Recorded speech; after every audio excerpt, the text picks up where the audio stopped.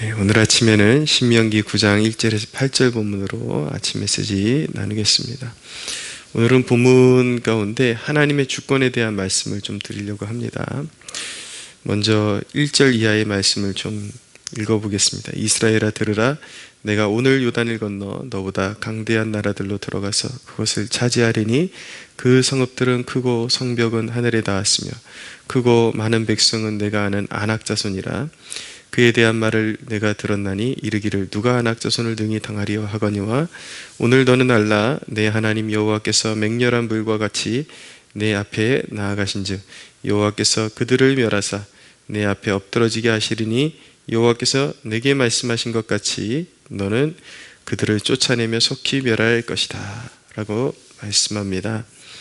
자, 하나님께서 가나안 정복을 이미 허락하셨기 때문에 이제 이스라엘로 하여금 너희가 담대히 나아가기만 하면 그 성의 백성이 잘 알려진 아낙 자손 거인족이지만 너희가 넉넉히 그 성을 취할 것이다, 이길 것이다 라는 그런 말씀입니다. 그래서 하나님께서 맹렬한 불과 같이 이스라엘 앞에 나아가실 것이기 때문에 담대하게 취하라는 명령이 주어지고 있는 것이죠.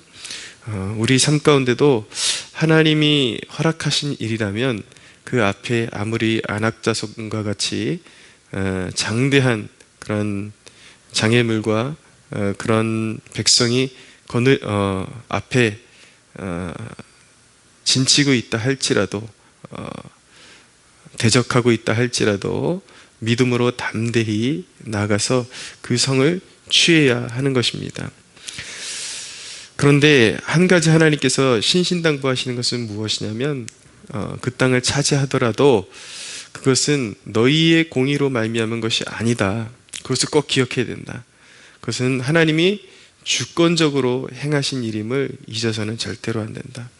오히려 전체 내용을 보면 모세가 누누이 경고하는 것은 너희가 공의롭기는커녕 뻑하면 하나님께 반역하고 교만한 목을 들던 백성인데 하나님께서 긍휼히 여기시고 또 가나안 족속의 죄악의 관영으로 말미암아 하나님의 주권적 은혜에 의해서 하나님이 너희를 택하셨고 그리고 너희에게 주기로 약속된 땅이기 때문에 주는 거지 반드시 너희가 공의롭기 때문에 주는 것은 아니다. 항상 마음을 낮춰라 라고 그렇게 이야기하는 것입니다. 여기에는 하나님의 주권적인 그런 사상이 여기에 들어있다라고 말씀드릴 수가 있는데, 우리가 하나님의 주권에 관해서 논하면서 첫째로 우리가 생각해야 되는 것은 우리가 가지고 있는 재물이나 사회적인 지위 그리고 뭐 이런 모든 것들, 우리가 지니고 있는 이 모든 것들이 허락되는 것이 바로 하나님의 주권에 있음을 우리가 알아야겠습니다. 우리가 그냥 무심코 지나칠 수 있는 우리가 가진 것들, 우리가 애초에 조성되어서 태어난 어떤 컨디션들, 이런 모든 것들이 어떤 하나님의 뜻이 있어서 주권 가운데 하나님께서 우리에게 허락하신 것들이라는 것을 깊이 묵상해 보는 것이 우리가 어떻게 살아야 할지에 대한 방향성을 결정하는 데 큰 도움이 될 것입니다. 심지어 성경에 보면 사람의 성품 그리고 미모도 주권적인 은혜임을 알게 해주십니다. 특별히 에스더서를 보면은 우리가 그 부분을 더 깊이 마주하게 되는데, 하나님께서 에스더에게 아름다운 미모를 주셨습니다. 단순히 예쁜 것이 아니라 아름다운 풍채와 어떤 그런 아주 사람이 그냥 단순히 생긴 것만 이쁘게 생긴다 그래서 이렇게 아름다움이 형성되는 것이 아니라 그런 어떤 자태와 그런 분위기라는 게 있잖아요. 이런 것들이 다 잘 어우러져야지 아름다움이 형성되는데, 하나님께서 이 유대 출신인 에스더에게 그렇게 아름다운 그런 미모를 허락해 주셨던 것은 무엇이냐면, 나중에 그 이스라엘 백성들의 위기 가운데, 유다 백성들의 위기 가운데 불임절을 위한, 구원의 때를 위한 하나님의 섭리였다라는 것을 알게 되는 것입니다. 그 미모 때문에 이제 왕후로서 간택이 되게 되고 이제 그 유다 백성들의 위기 가운데 이제 쓰임 받을 수 있는 조건이 형성되는 것이죠. 그래서 하나님께서 에스더에게 원하셨던 자세는 무엇이냐면 내가 죽으면 죽으리이다라는 결단을 가지고 왕 앞에 나아가서 이제 왕이 규를 내밀지 않으면 자칫 잘못하면 죽임을 당할 수도 있는 그런 상황 가운데서 금식을 하고 결단을 하고 나아가서 이제 유다 백성들을 향해서 간구할 수 있도록 그렇게 하나님께서 그 때를 위해서 하나님께서 에스더에게 미모를 주셨고 또 세상적 지위도 그 때를 위해서 주셨다라는 것을 배우게 되는 것입니다. 죽으면 죽으리라는 결단과 헌신이 바로 에스더에게 하나님께서 요구하시는 그런 결단이었다라는 것을 배우게 되는 것입니다. 죄라는 것은 무엇입니까? 우리가 익히 알고 있듯이 목적에 맞지 않게 사용되는 모든 것들이 죄인 것입니다. 죄라는 그 의미 자체가 관역에서 벗어났다라는 뜻을 가지고 있거든요. 하나님이 지으신 목적, 그것에 맞지 않게 사용하는 모든 것이 죄가 되는 것이죠. 사기꾼을 보십시오. 저는 과거에 정말 이렇게 사기꾼에게 한번 당한 적이 있는데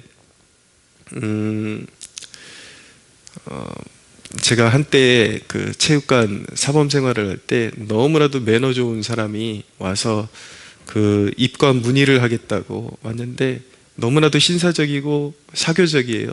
한창 그 사람이 이렇게 말을 워낙 이렇게 잘하니까 이렇게 웃고 대화를 나누다가 그 사람이 그래도 자기가 다닌 체육관인데 그 탈의실 한번 이렇게 시설이 잘 돼 있는지 구경을 한번 해봐도 되겠습니까? 라고 해서 그렇게 하시라고 그래서 쓱 둘러보고 나오더라고요.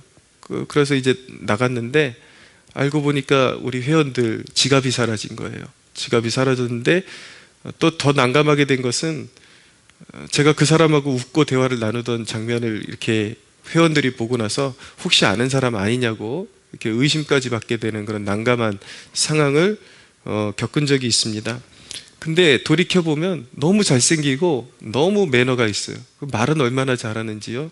그렇게 사기꾼의 특징은 머리가 비상하고 잘생기고 그렇게 하나님께서 주신 좋은 면들만 골라서 악용하는 그것이 바로 사기꾼의 특징이라는 것을 알게 되는 것입니다. 어떤 부류는 남자건 여자건 아름답고 잘생긴 외모를 가지고 쾌락의 도구로 사용하는 것을 보게 됩니다. 그것은 이 모든 것들은 주권적인 하나님의 은혜를 욕되게 하는 것입니다. 하나님께서 주신 좋은 것들을 가지고 그 목적에 정반대의 방향으로 악하게 사용하는 것이죠. 그것을 죄라고 하는 것입니다. 그러면 우리가 또 한 가지 생각해 봐야 되는 것이 무엇인가? 그렇다면 가난하고 병들면 저주받은 것인가? 우리가 깊이 고민해야 되는 것은 갑자기 그런 어떤 어려움이 오고 어떤 환란이 올 때 우리가 반드시 한 가지는 체크해야 되는 것입니다. 그것이 어떤 불순종으로 인해서 임하는 하나님의 징계성은 아닌가? 만약에 그렇다면 반드시 회개를 이루어야 하는 것입니다.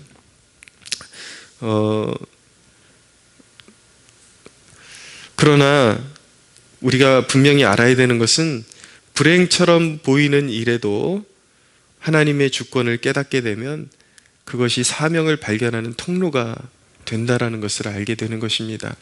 예전에 제가 설교에서 예화로 이렇게 이야기했던 인물 중에 한 명이 가가와 도요히코라는 일본의 인물인데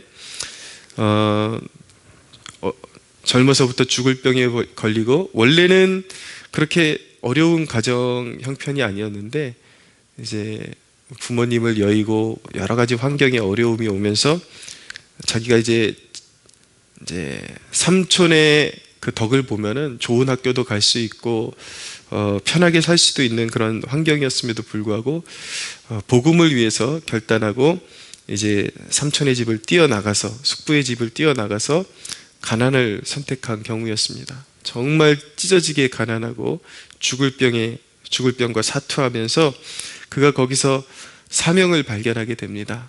이것이 가난한 자를 위해서 내 삶을 드리라는 하나님의 뜻이구나라는 것을 깨닫고, 가난하고 소외된 자들의 성자라는 별명이 붙을 정도로 그렇게 자신의 삶을 빈민들을 위해서 드리는, 결단하는 그러한 존재가 되었죠. 많은 하나님의 종들이 질병을 통해서 사명을 깨닫게 되는 경우들이 비일비재합니다. 또 자녀를 잃고 나니까 비로소 내 자녀가 아닌 다른 고아된 자녀들을 이제 돌보아야겠다라는 사명을 깨닫게 되는 경우도 있고요. 모든 하나님의 위대한 일들이 굉장히 많은 경우에 고통과 고난을 통해서 사명이 발견되어지고 또 그렇게 헌신하게 된 스토리들을 너무나도 많이 발견할 수 있게 되는 것입니다. 그러니까 사실은 그리스도 안에서는 불행한 삶이 있는 것이 아니라 사명을 발견했느냐, 발견하지 못했느냐, 나에게 허락하신 환경 가운데 주어진 하나님의 주권을 발견했느냐, 그것을 부정하고 있느냐, 그 차이가 있을 뿐인 것입니다. 그래서 성도에게 필요한 마음은 무엇이냐면 비교의식이나 사욕이 아니에요. 왜 다른 사람은 저만큼 하는데 나는 이러고 있어야 하는 것이지? 예수님께서 베드로를 회복시켜 주시고 나서 네가 늙어서는 네가 원치 않는 곳으로 다닐 것이고 네가 나중에는 나를 위해서 두 팔을 벌리게 될 것이다. 무슨 말씀입니까? 주를 위해서 이제 순교의 반열에 오르게 될 것이라는 것을 예언적으로 말씀하신 것이죠. 근데 베드로는 자기 운명은 그렇게 될 것이라는 것을 알게 되면서 궁금했어요. 너무나도 궁금한 것이 무엇이냐면 자기의 동료였던 요한은 또 어떻게 될 것인지 궁금했습니다. 혹시 저 사람은 되게 대성한 목회자가 되는 것은 아닐까 궁금했나 봐요. 그래서 내 친구는 어떻게 되는 것입니까? 라고 물어보니까 예수님께서 상관하지 말아라. 그를 데려가든지 아니면 여기 남겨두든지 그것은 하나님의 뜻에 있으니까 상관하지 말아라. 너는 네 일에만 충성을 다해라 라고 그렇게 말씀하시죠. 그러니까 부르심이 다르고 주권적 은혜가 다르다라는 것입니다. 재물을 주시는 분량도 달라요. 사회적인 지위도 하나님께서 허락하십니다. 정하십니다. 그러나 그 인간적인 눈으로 보기에 높고 낮은 것은 인간의 판단일 뿐이지 하나님의 주권을 발견하면 거기에는 부르심이 있다는 것을 발견하게 되는 것입니다. 우리가 성도로서 가져야 되는 자세는 나의 부르심 속에 그 부르심 속에 있는 부르심의 상을 위해서 달려가는 그런 마음이 필요한 것입니다. 항상 주권적인 은혜에 감사하고 영광 올려드리기 위해서 오직 그 주권을 나에게 베풀어 주신, 주권적 은혜를 베풀어 주신 하나님의 영광을 위해서 사용하고자 하는 마음이 중요한 것입니다. 사람들은 건강을 꽤 챙기더라고요. 무릎 꿇고 기도하는 그런 문제에 대해서 이야기하면은 무릎을 오랫동안 꿇고 있으면 무릎이 상한다, 관절이 상한다라는 말을 종종 듣게 되는데 저는 수술을 몇 번 거듭하면서 무릎이 좋지를 않습니다. 평소에도 이물감이 느껴지고 무릎에서 이렇게 약간 덜거덕 거리는 소리도 나고 조금 이렇게 통증이 올 때도 있고요. 그러나 제 소망은 무엇이냐면 남들보다 제 무릎이 좋지 않으니까 아끼고 싶다라는 생각이 들지 않습니다. 이것을 아끼는 것이 하나님의 뜻이라는 그런 생각이 전혀 들지 않습니다. 저는 남아있는 건강을 다 소진하기까지 제 무릎이 다 닳아서 빠져서 사용하지 못할 때까지 무릎을 꿇고 기도하고 싶은 것이 제 마음입니다. 그리고 그렇게 사용하려고 그렇게 결단하고 그렇게 하루하루를 살아가고 있습니다. 여러분들을 부르신 주권적인 은혜를 행사하신 하나님의 뜻이 있음을 믿으시고 겸손하게 나의 의로움이 아니라 하나님이 은혜로 주신 것입니다. 하나님이 주권적으로 주신 것이니까 항상 마음을 낮추십시오. 여러분, 부하면 부한 대로, 연약하면 연약한 대로 우리의 삶의 구석구석이 하나님의 뜻에 맞게, 저는 때때로 내장탕 같은 인생을 살아야겠다라는 생각이 듭니다. 무슨 말씀이냐면 인간이 못 먹는 게 없더라고요.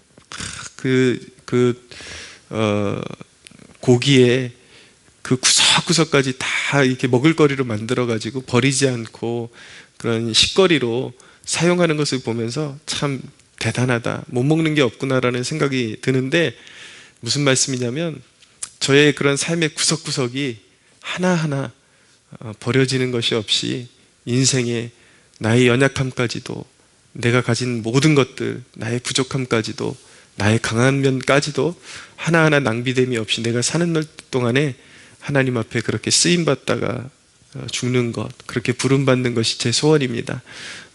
우리 모두가 이런 소원함을 가지고 하나님 앞에 귀히 쓰임받는, 그리고 오늘 하루 그런 묵상을 해보십시오. 내게 주신 것들이 다 어디서 온 것들인가? 그리고 내가 툭하면 불평하는 것이 무엇인가? 이것을 허락하신 하나님의 주권의 그 의미는 무엇인가? 오늘 깊이 묵상해 보시는 하루가 되기를 소원합니다.